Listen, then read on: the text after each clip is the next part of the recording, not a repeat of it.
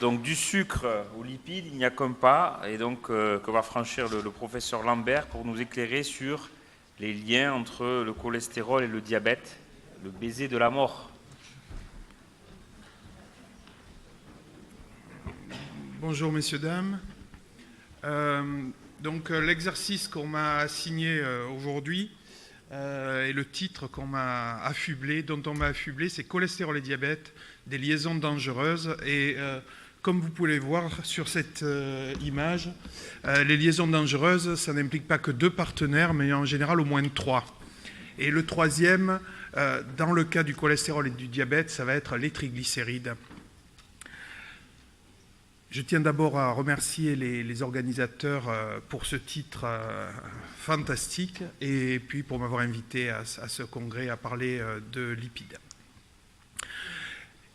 Les lipides, c'est transporté dans le sang sous forme de lipoprotéines et quand vous regardez un bilan lipidique, eh bien 9 fois sur 10 ou 95 fois sur 10, vous regardez des lipoprotéines qui circulent à jeun. Mais il se trouve que la plupart de vos patients, et nous tous dans la salle, nous ne sommes pas toujours à jeun. Et en règle générale, après un repas, surtout s'il contient beaucoup de graisse, on fabrique des chylomicrons qui sont très riches en triglycérides. Hein, c'est la façon que notre organisme a de transporter les lipides intestinaux.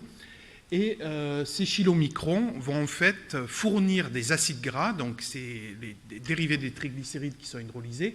Et l'enzyme clé qui permet cette dégradation des triglycérides, elle borde les capillaires sanguins, principalement au niveau des tissus musculaires et du tissu adipeux, c'est la lipoprotéine lipase.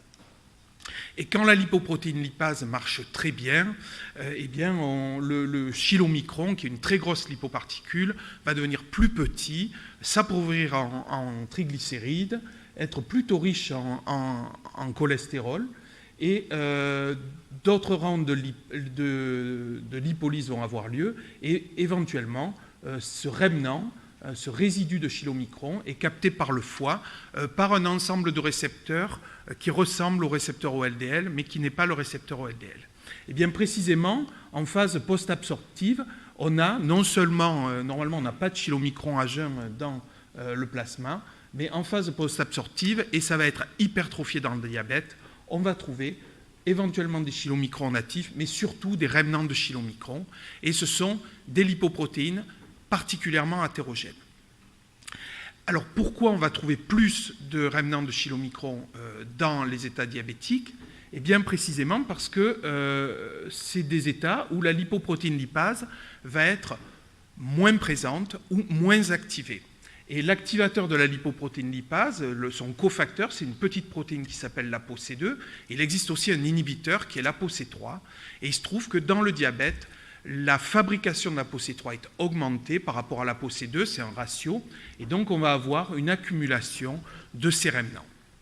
Alors à côté de ce qui se passe dans cette voie exogène d'absorption alimentaire des lipides, on a aussi la voie endogène qui part du foie et qui fabrique l'équivalent des chylomicrons, mais au niveau hépatique, qui est le VLDL, très riche en triglycérides, et il subit lui aussi un round de lipolyse par la lipoprotéine lipase, puis par la lipase hépatique.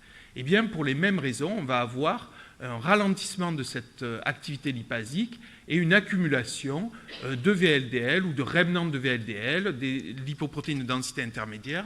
On va éventuellement aussi avoir plus de LDL parce que le retour au foie des LDL va mal se faire. Alors, en plus, dans le diabète, il y a une surproduction de VLDL, et là, ça n'arrive pas qu'à l'état nourri, ça arrive à jeun et à l'état nourri, parce qu'il y a un flux d'acides gras, comme on vous l'a dit tout à l'heure, qui arrive du tissu adipeux, transporté par l'albumine, qui arrive au foie, et en plus, une surproduction d'acides gras endogènes au niveau du foie. Tout ce gras ne fait pas simplement un foie gras, hein, il va s'exporter dans les VLDL. Donc, on a une surproduction de VLDL, un ralentissement du catabolisme des triglycérides, n'en jetez plus, la coupe est pleine. Toutes ces lipoprotéines, elles contiennent de l'ApoB. Ce ne sont pas des LDL, mais elles sont hétérogènes. Elles sont relativement riches à triglycérides. Le LDL, lui, n'a quasiment plus de triglycérides, il est essoré. Alors, dans le diabète, on va aussi avoir des LDL qui vont être encore pire que les LDL des non-diabétiques, c'est-à-dire elles vont être plus petites, plus denses, comme on vous l'a dit tout à l'heure, éventuellement elles vont s'oxyder plus facilement, donc on va avoir des LDL qui auront encore plus tendance à se déposer, c'est ce que vous a dit Maxime, ce qu'a évoqué Estelle également, donc c'est le processus athéromateux qui va être aggravé. Alors est-ce qu'on est sauvé par les HDL chez le diabétique? Pas plus que chez le non-diabétique. Alors le HDL, ça sauve très bien tous les animaux dans la nature. La souris ne meurt pas d'athérosclérose, probablement parce qu'elle a surtout des HDL. Mais il se trouve que chez le diabétique, particulièrement, cette protéine majeure du HDL qui est l'ApoE1, elle est moins produite et surtout, on la dessine toujours comme sortant du foie. En fait, elle ne sort pas du foie tel quel. Elle sort souvent du foie sur les VLDL. Et si les VLDL sont mal hydrolysés, eh bien l'ApoE1 qui est d'abord sur les VLDL ne va pas pouvoir générer autant de HDL qu'il serait souhaitable. D'autre part, vous voyez qu'il y a encore une lipase qui hydrolyse les quelques triglycérides qui sont sur les HDL. C'est là encore ralenti dans le diabète, donc on a un effet tout à fait délétère. Vous avez aussi une partie des HDL qui est issue des rémanents de chylomicron lorsqu'ils sont bien hydrolysés, ce qui n'est pas le cas. Donc la dyslipidémie du diabétique, eh bien, c'est triglycérides élevés, beaucoup de rémanents, éventuellement beaucoup d'IDL, et puis des HDL bas, principalement parce qu'il y a une mauvaise hydrolyse des triglycérides. Donc ce transport inverse qui marche bien chez la plupart des animaux, chez l'homme il compte presque pour du beurre, parce qu'en plus nous avons une enzyme, enfin une protéine de transport, qui va reprendre le cholestérol du HDL pour le remettre dans les IDL et les LDL. Donc on a un peu un bateau percé au niveau des HDL chez l'homme, ce qui fait que c'est une cible thérapeutique qui a été très décevante, une des raisons pour laquelle ça a été très décevant jusqu'à maintenant. Donc ce que je vous disais, c'est qu'en fait, il y a ce flux d'acides gras qui arrive du foie qui fait qu'il y a une augmentation de la production de VLDL, une lipogénèse hépatique augmentée, beaucoup de triglycérides, plus d'ApoB, les VLDL augmentent, et donc leurs rémanents, les IDL aussi. La lipolyse est diminuée, donc une accumulation de rémanents de chylomicron qui contiennent triglycérides et cholestérol, plus d'ApoC3, l'inhibiteur de la lipase, tout ça fait monter les IDL et les rémanents. Un petit côté feignant du récepteur au LDL dans le diabète qui fait que les LDL vont aussi s'accumuler, mais c'est quand même moindre par rapport à la gravité de ce qui se passe au niveau des triglycérides. Et enfin, au niveau de l'ApoE1 et d'autres protéines impliquées dans le métabolisme des HDL, et aussi parce qu'il y a peu de lipolyse, on a ce HDL bas qui est caractéristique de la dyslipidémie diabétique. Alors, ici, c'est un schéma qui montre vraiment la répartition du cholestérol dans les grandes classes de lipoprotéines en fonction de la quantité de triglycérides. Et comme vous pouvez le voir, lorsque les triglycérides augmentent sur l'axe des abscisses, on a en fait une augmentation du cholestérol LDL qui est très légère, mais surtout une augmentation du cholestérol dans les rémanents, donc dans les IDL ou les rémanents de chylomicron, et une diminution du cholestérol dans les HDL.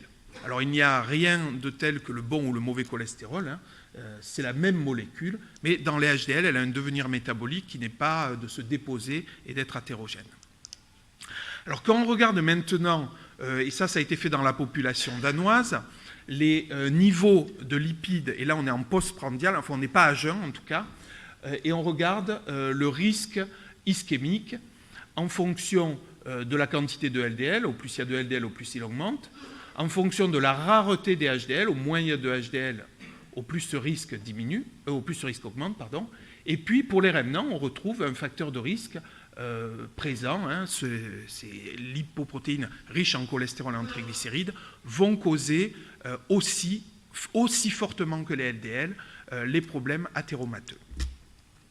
Alors maintenant, quand on regarde au niveau génétique, c'est-à-dire des variants génétiques qui sont associés à des augmentations de rémanents, eh bien on voit qu'il y a ici le gène de la lipoprotéine lipase avec quelques-uns de ces mutants, et on voit que l'accumulation de la présence de ces SNP ou de ces mutations provoque une augmentation de 22%, par exemple, ici sur le cholestérol dans les rémanents, et une diminution concomitante du cholestérol dans les HDL.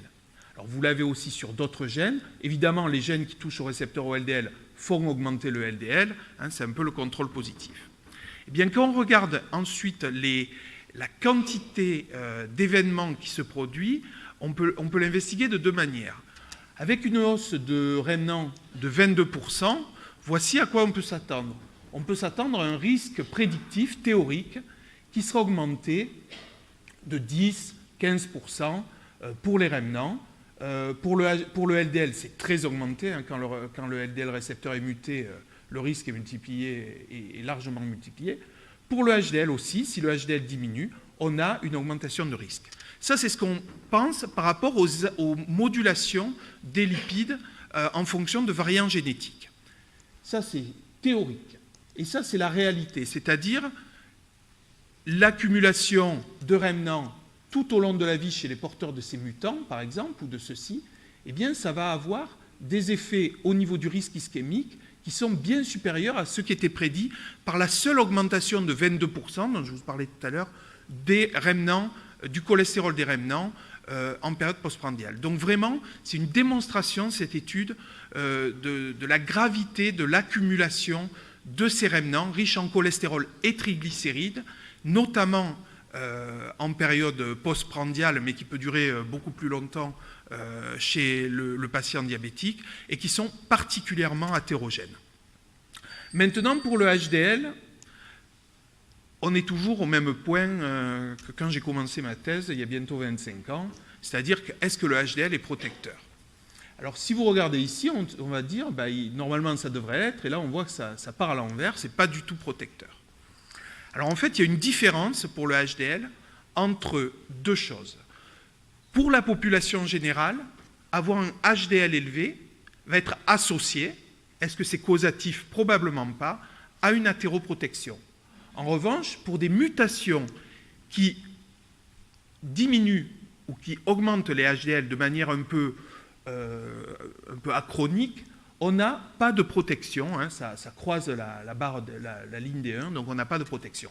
On a un défi avec les LDL, évidemment, qui est le contrôle positif, hein, que ce soit sur les niveaux plasmatiques ou en génétique, on a un effet délétère. Pour les remnants, il est encore pire quand il est génétique, donc on a quelque chose de très délétère. Pour les HDL, c'est plutôt un marqueur, selon moi, d'un déficit de catabolisme des remnants et des triglycérides. Donc, que faire?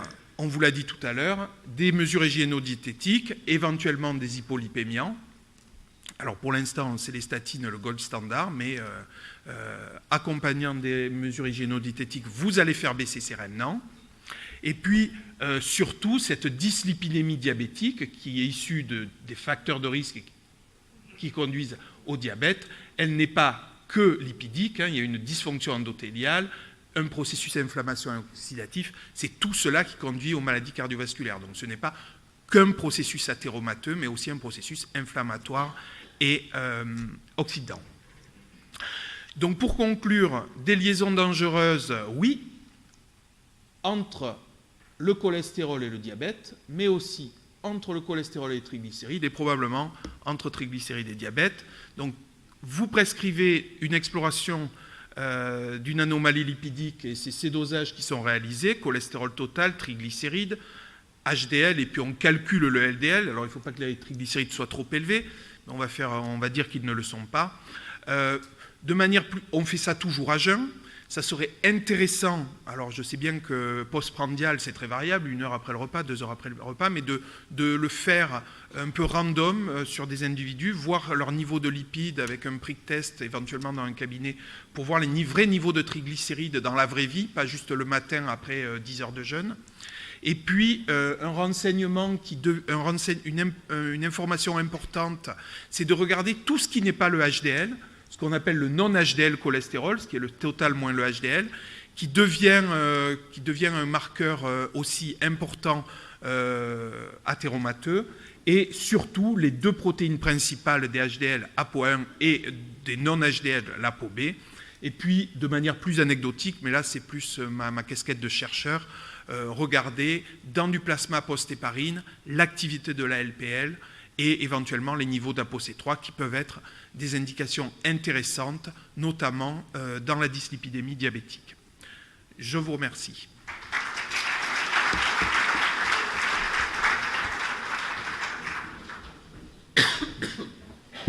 Merci pour cette présentation. Est-ce qu'il y a des questions dans la salle sur le bilan lipidique du diabétique, sur les objectifs, les cibles?